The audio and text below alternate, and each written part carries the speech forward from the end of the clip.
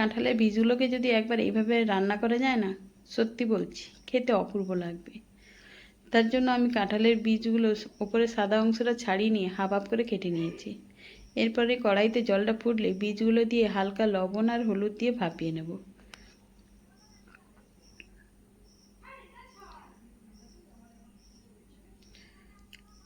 তবে খুব বেশি ফোটানোর দরকার নেই, হালকাভাবে সেদ্ধ হয়ে গেলে আমি এবারে বীজগুলোকে নামিয়ে নেব। এরপরে কড়াইটা ভালো করে ধুয়ে নিয়ে দিয়ে দেব তেলটা গরম হয়ে গেলেই ডুমো ডুমো করে কেটে রাখা আলুটা আমি লবণ আর হলুদ দিয়ে ভালো করে ভেজে তুলে নেব। তুলে নেওয়ার পরে কড়াইতে আবারও আমি বেশ কিছুটা পরিমাণ সরষের তেল দিয়ে দেবো। তেলটা গরম হয়ে গেলেই দিয়ে দেবো ঝিরি করে কেটে রাখা পেঁয়াজ।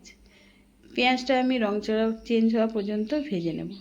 ভেজে নেওয়ার পরে দিয়ে দেব বেটে রাখা আদা রসুন আর কুচানো টমেটো, আর দেবো গুঁড়ো মশলা, হলুদ গুঁড়ো, লঙ্কা গুঁড়ো, কাশ্মীরি লঙ্কা গুঁড়ো, গরম মশলা গুঁড়ো, স্বাদ মতো চিনি। মশলাটা কষিয়ে নেব তেল ছাড়া পর্যন্ত।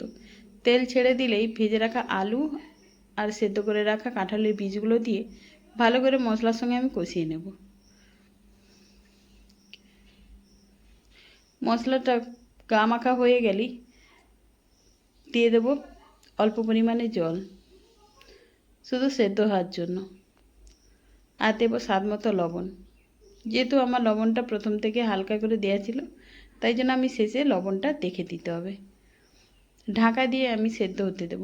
ঢাকা খুললেই দেখুন মাখা মাখা হয়ে গেলেই একটু নাড়াচাড়া করে নামিয়ে নিলেই রেডি হয়ে যাবে কাঁঠাল বীজে এই সুন্দর রেসিপিটা। একবার বানিয়ে দেখতে পারেন, খেতে অপূর্ব লাগবে।